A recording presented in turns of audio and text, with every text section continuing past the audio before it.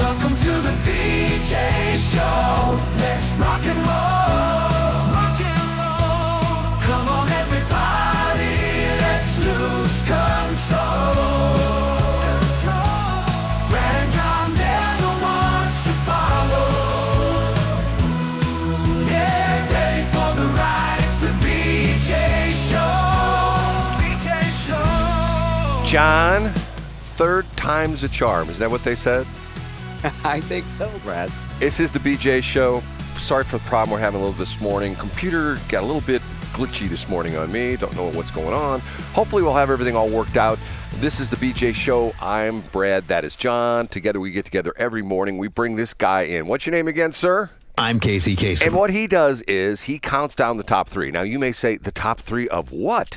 Well, the johncombest.com site has dozens and dozens of things you should know about, stories that he's pulled off the headlines, things that you should be able to just click and bang, there it is, and you'll get informed about whatever topic you've picked on the johncombest.com site. Now, we start off with this one right here. In third place, some good news of late for Greater St. Louis Incorporated.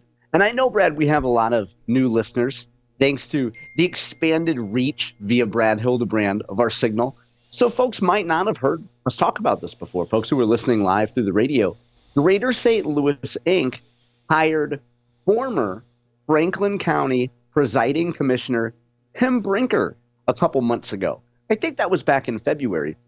So Tim Brinker left his spot leaving Franklin County to go work for Greater St. Louis Incorporated, a lobbying group that's in charge of, redeveloping St. Louis and bringing St. Louis back and turning it around. Well, Greater St. Louis Inc. announced more good news yesterday. They have nabbed a guy named Jeff Mazur. And Brad, if that name sounds familiar, he was formerly the executive director of Launch Code. You remember Launch Code? That was a really big deal for a while. You remember Launch Code? I do. Yeah, and then Jeff also, and Launch Code, by the way, is still a big deal. I don't mean to suggest that it was formerly a big deal, but when they launched, pardon the expression, they got a ton of attention, a lot of support from St. Louis luminaries. And then Jeff also served as the director of government and industry partnerships for the Taylor Geospatial Institute. But perhaps more importantly, Brad, for folks who have been involved in Missouri politics for a long time, Jeff Mazur has been a key player in Democrat politics across the state of Missouri for a long time. He worked in the Nixon administration, and Jeff was also a contributor. You might call him a provocateur. You might call him an instigator. There used to be a liberal blog in the state of Missouri in like the mid-2000s called Fired Up Missouri, and it was created by Roy Temple. And for a period, who was a Democrat consultant, and for a long time, it was really Roy Temple and Jeff Mazur and some other folks really carrying the weight of that progressive. Back then, we used to just call them liberals, Brad, that liberal Democrat blog, Jeff Mazur. So Jeff is one of these guys that's been able to do a lot of work in kind of the quasi-governmental NGO tech world. And this is great news for Greater St. Louis Incorporated. And this is one of those things that it doesn't matter if you're Brinker and you're a solid Republican or you're Jeff Mazur and you're a solid Democrat. If you get people with governmental and business sense and NGO sense to come in, these are the type of people you need leading this effort, Brad. John, I still have problems with Tim Brinker on this thing. First off, I know him personally. I told you the crazy story that him and I did football games together on this very radio station. Tim is like a country dude. You know what I mean? He's like a good old Franklin County boy. Hey, let's go out in the woods and chop some wood and stuff like that. You know what I mean? And I do know what. Yeah. And somehow to me, this is to me, and my opinion is like anal orifices. Everybody has one, and in my particular instance, if people want my opinion, I give it, and then I say, now do just the opposite, and you'll do fine. I don't think this is his job. And not only that, it's to the point where the crazy part of this is that I have a problem with people that run for election, that, hey, vote for me. They spend all this money. They get all these taxpayers, not the voters to, oh, my God, we got to get this guy. This guy's going to make things great. And then they walk away from the job. I don't like quitters. I just don't like quitters, John. Yeah, and I think we've talked about this before, Brad. I happen to disagree with that, and I think that first of all, for you to suggest to Tim Brinker what he should or should not do, I don't mean about the election part, but when you say you don't think this job is for him because he's a country boy or a cowboy or however you label him. First of all, I think it's a diversity of opinion that Greater St. Louis Incorporated needs. They need a Jeff Mazur type and they need a Tim Brinker type. They need a diversity of opinions because diversity is not just skin color or orientation or whatever label. Also, the idea that Tim Brinker gets elected. Now, Brad, he wasn't reelected in November, right? Like he was elected in 2022, right? John, I don't care if he was reelected yesterday. If he walks away from the job, to me, he's essentially forsaken the trust of the citizens. And remember, all the politicians talk about, oh, it's so important to have this job and be a public servant. Okay, then serve out your term. That's all there is to it. I think, yep. I mean, that's certainly one opinion. I think that now Franklin County has Dave Schatz, who is a proven businessman and community leader. And I think Tim Brinker didn't think that Letitia James or who's the crazy broad in New Orleans that let people drive on the sidewalk? Anyway, I don't think Tim Brinker thinks that the county is going to be in bad hands. In your mind, that's irrelevant. And I understand that. I'd also point out, Brad, real quick, back to our original story from the top three, is that Jeff takes over as chief strategy officer.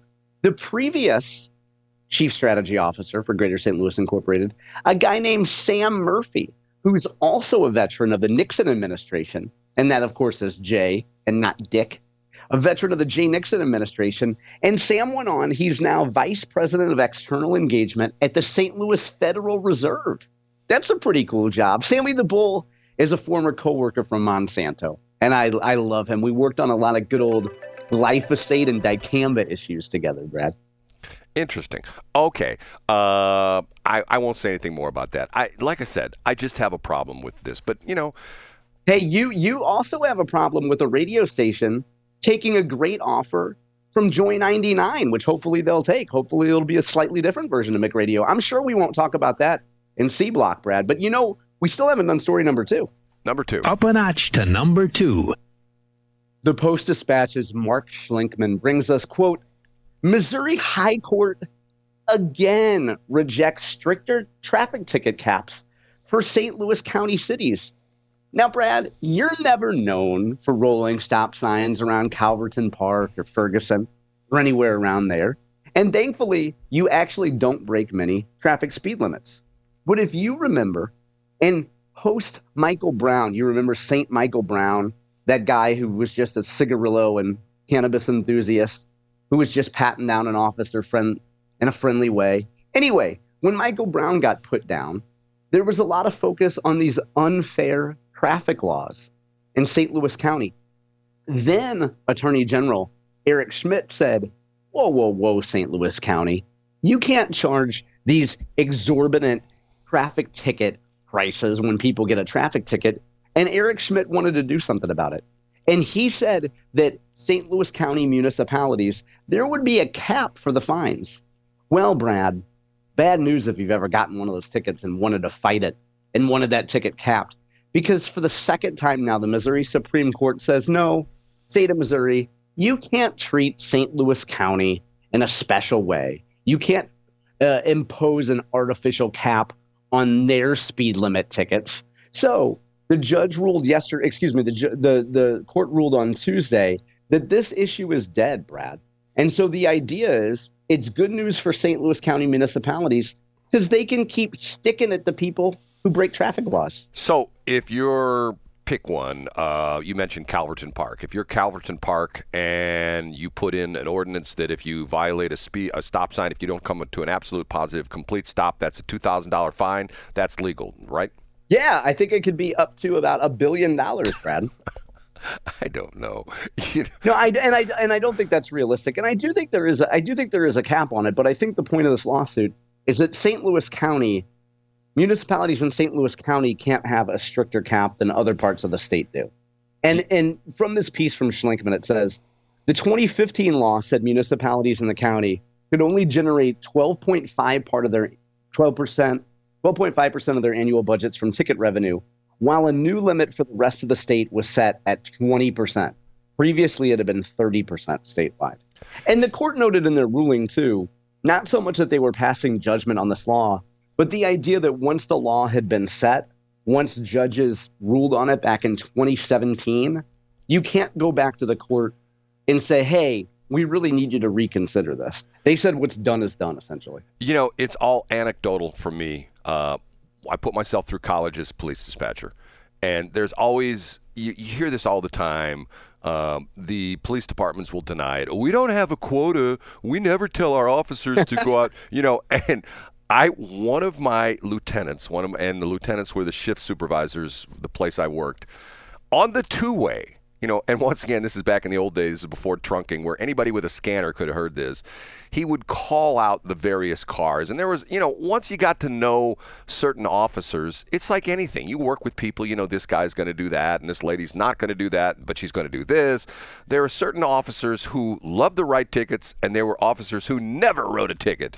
And this particular lieutenant would get on the two-way at the start of a shift when everybody was out in the street, and he would call car to car one of the other officers, Union 63. Union 63 would answer. The lieutenant would say, do you have a ticket book in that car? And the officer says, yes, sir, I do. And two words came back, use it. That was, in other words, he was telling the dude to go write some tickets. There's no quota, Brad. There's no quota. They don't have, just we don't care what he writes a ticket on, just write a ticket. Okay, we done with number two? We sure are. The number one. A terrific radio station and a fantastic host. I know, I'm not just talking about you, Brad. I'm talking about 97.1 and the Annie Fry Show. She had AG Andrew Bailey on, and he was originally just going to come on and talk about fighting DEI from these woke corporations. DEI didn't earn it, not to be confused with EDJ, which we learned about yesterday from Crystal Quaid. But DEI didn't earn it. EJD, John, EJD. EJD. Brad, you're absolutely right. Thank you. I thank you for correcting me on that. Equity, justice, and democracy. Right. Or EJD. extra juicy dog in Crystal Quaid's case. But Bailey was going to come on and just talk about DEI and just talk about the woke stuff.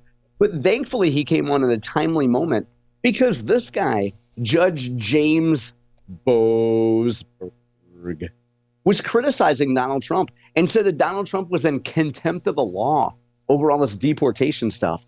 So Annie got right to the point with Bailey and said, what the heck is going on here? And I have the transcript here, Brad. I'll just read two sentences here. Here's what Bailey says. This is judicial warfare. We saw lawfare from state and local officials in Georgia and New York against then-candidate Trump. We see it now from the bench from an unelected federal judge, cultural elite who's taking the bench. The judge never had authority to interfere in foreign policy, national security issues. So I think technically that's four sentences. But Bailey's point is, look, we have separation of powers. And just because the judge doesn't like what Trump is doing with deportation as a national security issue, he can't. It's ridiculous to think that this judge could hold Donald Trump in contempt for a deportation issue. There's so many things about this, and I know this is becoming a very polarizing issue, but now it's come out, I don't know if you saw this or not yesterday or the day before, it came out that this guy had a restraining order against him from his wife. Yeah. And I guess the interesting part of this is I think it's pretty much been proven he's an El Salvadorian citizen, correct? And yeah, I think so, yeah. He's back in El Salvador. And yesterday, among some of the stories that I watched, which was sort of interesting on my phone and listened to on the radio and things like that, a couple of people came out and said, why is this senator not flying over to Israel to get our hostages back from Hamas? And I thought to myself, you know what? That's an interesting point. Yeah, that's a good point as well, isn't it? I mean, like, if there's any place where, and I think we still have, and the sad part of this, they don't even know if they're dead or alive anymore.